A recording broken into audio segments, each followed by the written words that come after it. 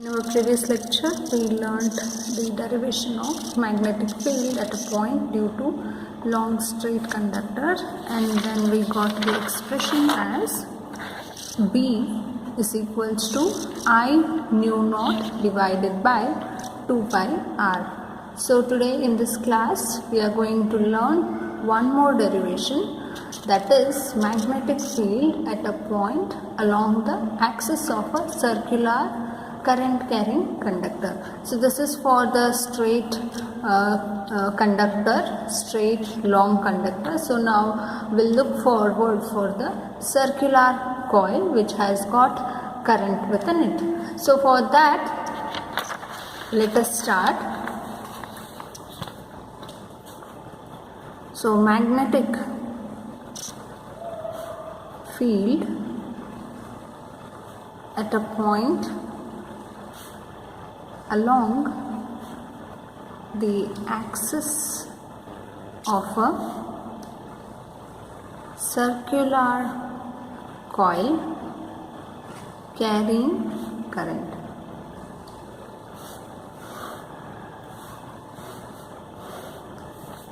So you have to find magnetic field at a point along the axis of a circular coil which is carrying current. So now let us draw the circular coil. So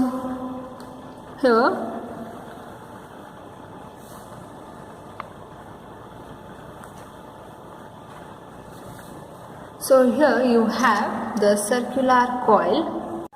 So in this coil, so the current is moving in the anti-clockwise direction. So this is the current which is moving in the circular coil. So now let us draw a straight line which is passing from the conductor, and let us also draw a straight line from the radius of the conductor.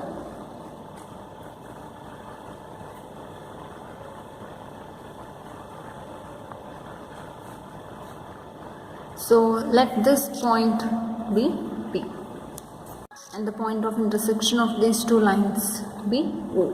So now, we have a point P along the axis of the circular coil, and the distance from this point O to P is, so it is x. So the distance between O and P is x. So here we are taking the distance from the center of the coil. So we are not measuring the distance from the coil itself. So we are taking it from the center of the coil. And now, so a circular coil which has got a radius r. So let us call this as radius of the coil r. So r is the radius of the coil and I is the current. Now this coil has n number of turns. So n is equals to number of turns.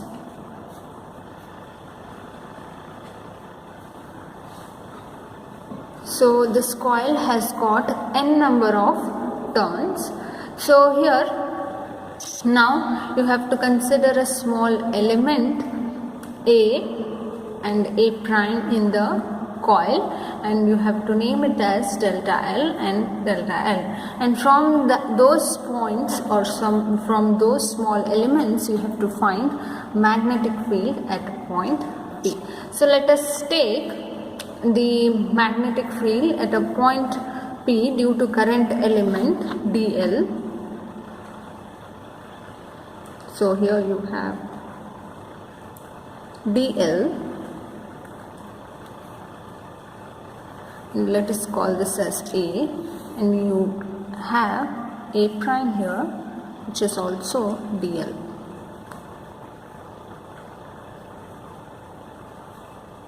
And now you have to find the magnetic field at a point P due to dl. So now let us draw the straight line from A to P, and let this distance be r. R is distance from A to P, and from A prime you have to draw the straight line from A prime to P, and this distance again will be R. So now we have to find what? We have to find magnetic field at a point P due to delta L, or the small elements on the circular coil. So now we know that magnetic field P at a point due to current carrying conductor can be written as delta B is equals to nu naught by 4 pi I dl sin theta by r square. So this we understood in our previous lecture. So we have also derived the expression. We have derived this expression in our previous lecture. So now if theta is equals to 90 degree, then what will be delta B? So delta B will be directly nu naught by 4 pi I dl by r square. So sin 90 degree is 1. So you can write delta B is equals to nu naught by 4 pi I dl by r square. So this we understood. Now the direction of delta B will be perpendicular to what? Will be perpendicular to AP. So if I draw a perpendicular line to AP, then this will be the direction of delta B. So now we have to resolve this vector delta B. So how do we do that? So hope you all know how to resolve a vector and how to find the component of the given vector along x and y axis. So this vector need to be resolved in two components. So the first component will be along x-axis and the second component will be along y-axis. And this will be the angle alpha. So let us take that angle as alpha. So the component of any vector along the x-axis will be what? So it will be cos into this vector. But here we have alpha here. So if you have angle alpha here, then this component will be cos component. Since we have alpha this side, so if you draw the perpendicular line, so this will be the opposite side, this will be the base, this will be the hypotenuse side. So what will be the cos alpha? Cos alpha will be, so if I name this, so P QR is that, so Mn. So cos alpha will be what? MP divided by Pn. Clear? So cos alpha will be MP by Pn. So we need MP. So cos alpha will be cos alpha into Pn will be MP. So here Pn is what? It is delta B. So delta B cos alpha will be MP. So similarly you can also write for this. So this will give you sin delta B. So how do you get sin? So sin is Mn by Pn. So sin theta is Mn divided by Pn. So what you need is you need Mn. So Pn sin theta will be left. So Pn is delta B, so delta B sin theta will be equals to Mn. So this component will be equals to this component. So I can write this as delta B sin alpha, and here we got MP as delta B cos alpha. Hope this concept is clear to you all.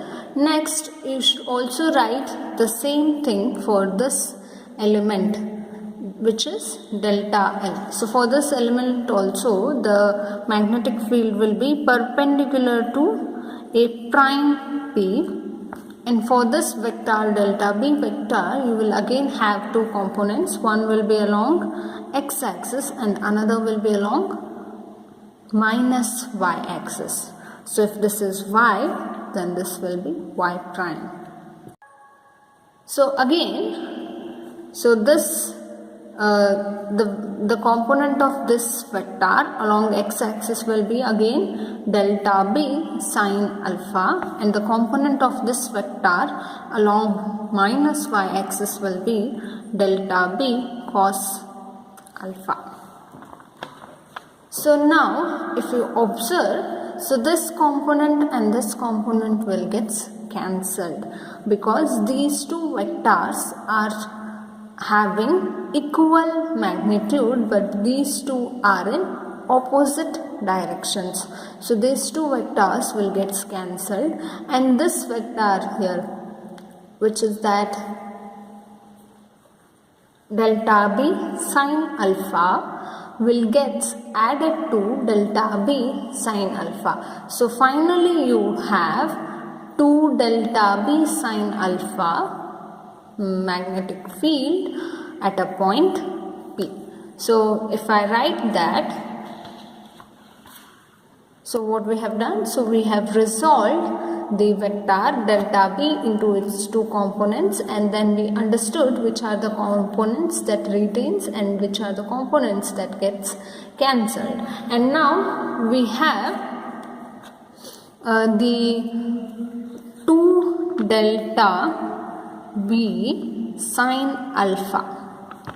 So that is delta b, and which is equals to what? Nu naught by 4 pi I dl by r square. So this should be r capital R. So this should also be r capital R square, because we are finding at a point P and this distance is capital R. So I'm sorry, I have written it as small r. So correct this. So this is capital R, this is again a capital R, and this is capital R. So I dl sine alpha. So now, so this what we have done, so we have just substituted this thing in the delta P equation. So hope this point is clear to you all. Now we have to consider another triangle APO. So you have APO, and in this triangle, so if you take the x square plus r square, then you get r square. So what it is? So r square is equals to x square plus r square. So this is the right angle triangle. So I can write from triangle APO, r square is equals to x square plus small r square. Clear? So now if you need only capital R, then you can write it in square root. So x square plus r square. So again we have what? We have sine alpha here, and we have r square here. So r square we have done. So we have the expression for r square, and we don't have the expression for sine alpha. So from the same triangle you can write sine alpha as, so this angle here is again alpha. So from this angle, so the opposite side will be the opposite side of the triangle, and this will be base, and this side will be hypotenuse side. So from this triangle, sine alpha will be what? AO divided by AP. Clear? So I can write sine alpha as AO divided by AP. So AO we know it, and we also know AP. AO is R and AP is what? So it is capital R.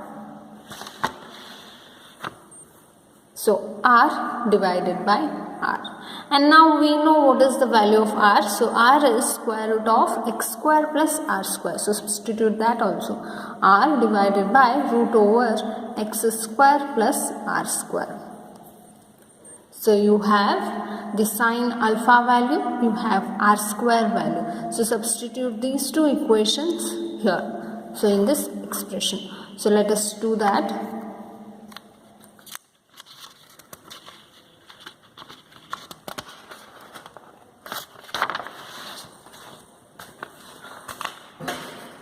So what we have? So we have 2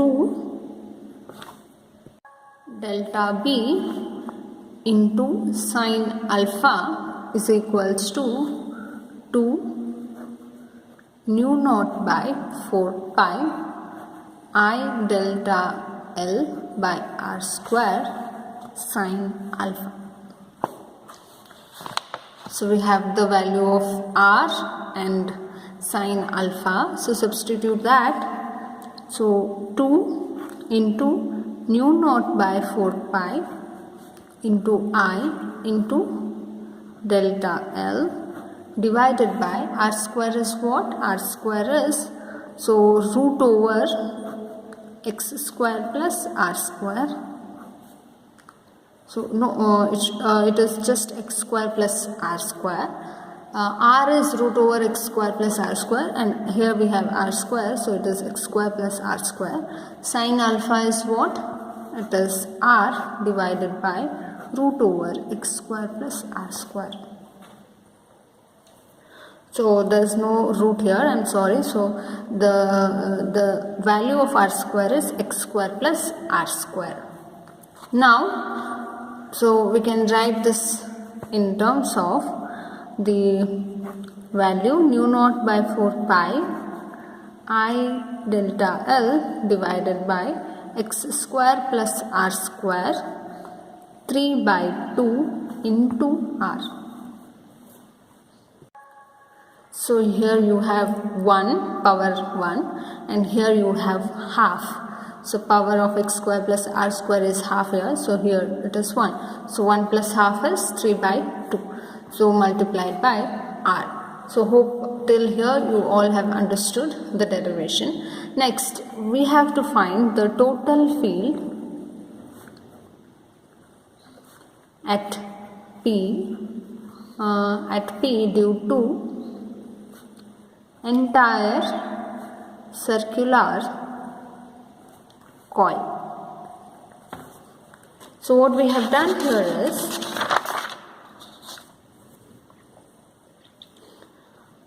we have taken 2 small elements and we have found what is the magnetic field at point P due to these 2 elements. Now what we want is we want total field from the circular coil at point P. So to do that we will take summation.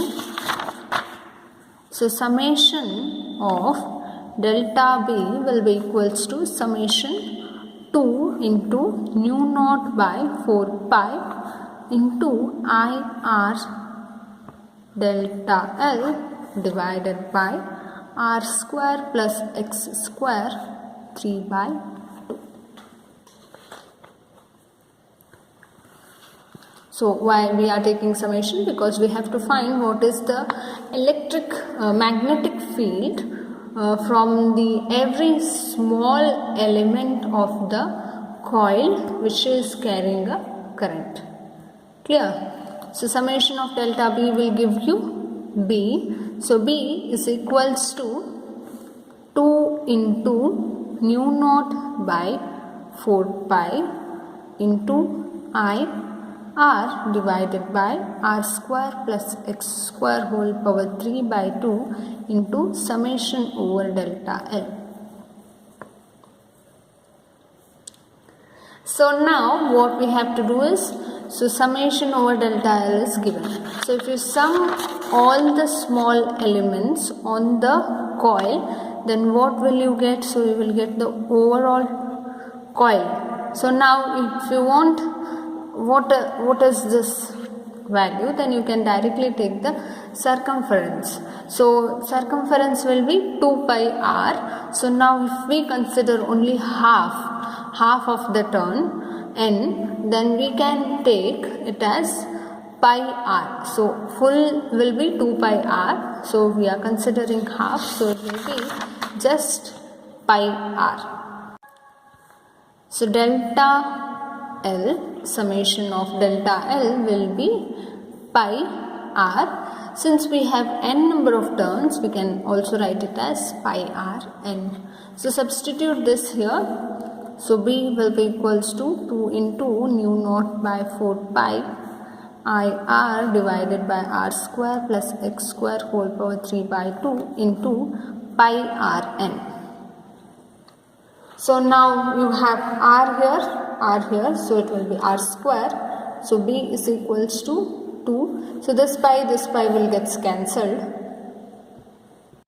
and R will get multiplied. So nu naught by 4 I R square n divided by R square plus X square whole power 3 by 2. Oh, we can also cancel this also. So 2 1s, 2 2s. So B can be written as nu naught by 2 I R square n divided by R square plus X square whole power 3 by 2. So this is your final expression. That is magnetic field at a point P due to the whole circular coil. So B is equals to nu naught by 2 I R square n divided by R square plus X square whole power 3 by 2. And this field will be along the axis. So hope you all have understood this. So what we have done, so we have written the magnetic field. So in this field we have to replace this sine alpha and R square. So if you replace sine alpha and R square by taking the triangle, so which triangle did we take? So we took APO, then we will get the R value and sine alpha value. So if you substitute both this in this equation, then you get the B expression for B in terms of X square and R square. Next, what we have done, so we have just summed up all the expressions for all the magnetic fields which are showing up at a point P. So to do that, we have taken summation of delta P, which is equals to summation 2 into nu naught by 4 pi into IR delta L by R square plus X square whole power 3 by 2. And for this, if you add the summation of delta L, then you get pi Rn. So if you cancel out the things which are cancelable, then you get magnetic field at a point P due to the circular coil which is carrying a current I. So B is equals to nu naught by 2 I R square n divided by R square plus X square.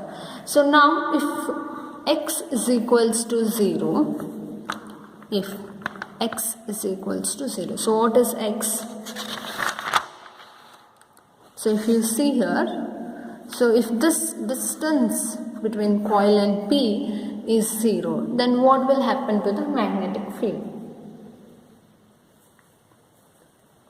So if this point falls on the point O, then we can find magnetic field at the center of the circular coil. So substitute X is equals to 0 in this expression to find magnetic field at the center of the coil. So P lies at the center of the coil. So for this, magnetic field will be what?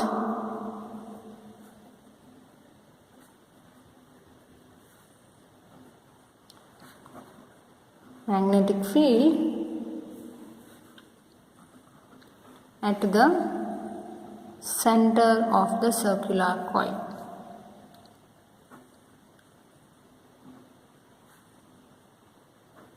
So you can write that as B is equals to nu naught NI R square divided by 2R square whole power 3 by 2.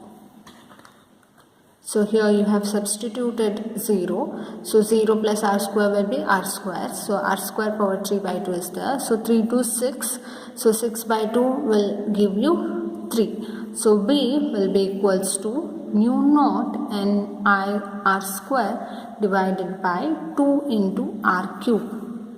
Clear?